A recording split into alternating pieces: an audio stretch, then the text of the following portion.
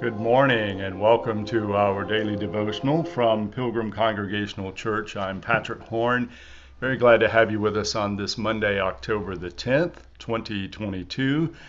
And we're going to continue our work in the Gospel of Luke on to chapter 18 now, verses 1 through 8.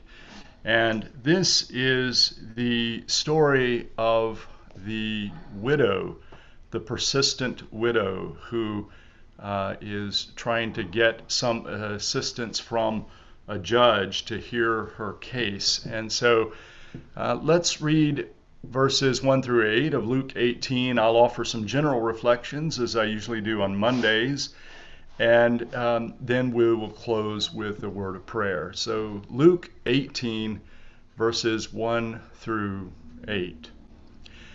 And he told them a parable to the effect that they ought always to pray and not lose heart.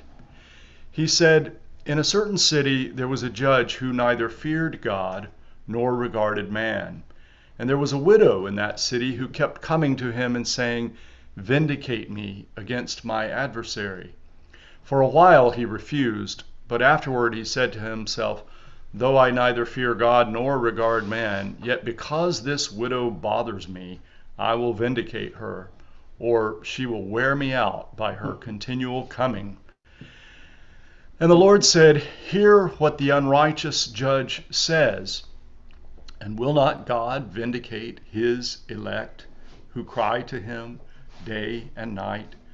Will he delay long over them? I tell you, he will vindicate them speedily. Nevertheless, when the Son of Man comes, will he find faith on earth?'"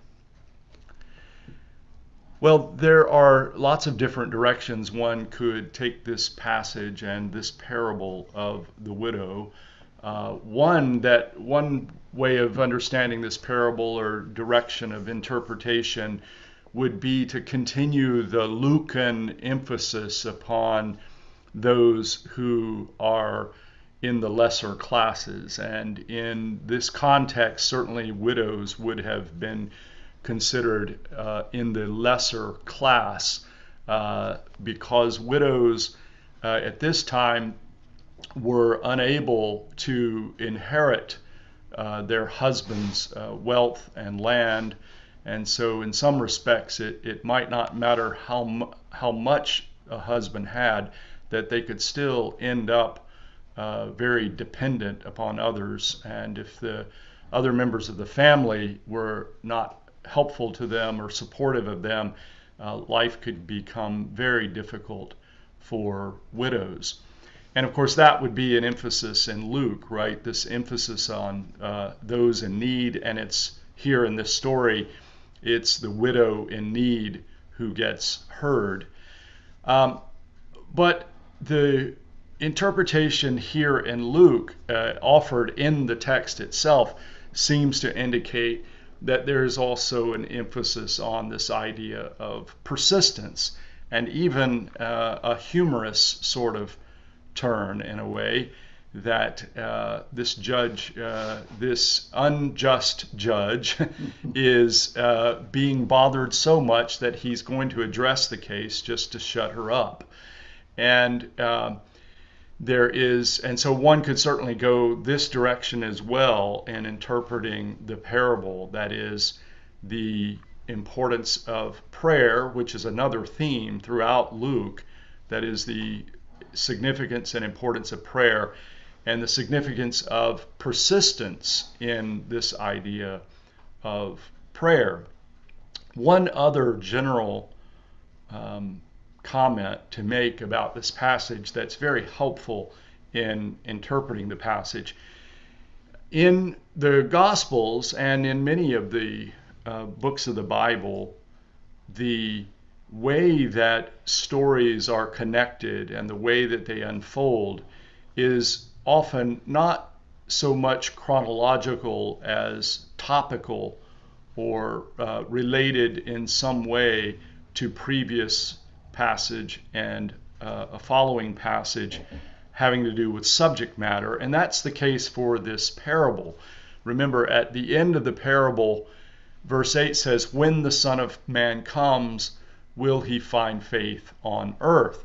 Well, that comes right after the end of Luke 17, in which Jesus has a discussion with his disciples about the return of the Son of Man. That is a discussion about judgment and the end of times. And so it's very important, I think, in that we pay attention to that discussion prior to this parable, because they are very much linked. It's also linked to what follows this parable, which is the parable of the two men in the temple, one a Pharisee, and the other a tax collector. So I think it's important to pay attention to that one, because in that one also you have two men going to the temple to pray. And so there is a connection with prayer and the nature of prayer. So there's a lot for us to consider this week in this parable of the persistent widow. Lots of interesting ways that we can look at this text and learn from it and be blessed by it. Let's close with this word of prayer from Isaac Ambrose. Lord, if you give me yourself, I will have every gift.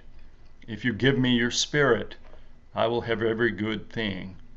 Come, Holy Spirit, and dwell in my soul. I know you will make the place of your feet glorious. If only I have your presence, I will be all glorious within. Lord, I have heard that Christ is always praying for his people. May I feel the real result of his intercession. May I actually feel his prayers and the warmth of that spiritual fire which is falling down from his prayers into my heart. Lord, warm my spirit and let me feel your kiss, that I may now have communion with you, your Spirit upon me and your protection over me. Seal my pardon, confirm your grace, and save my soul in the days of Jesus. Amen. Thank you very much for joining me this morning from Pilgrim Congregational Church. I'm Patrick Horn, and I hope that you have a very good day. Goodbye.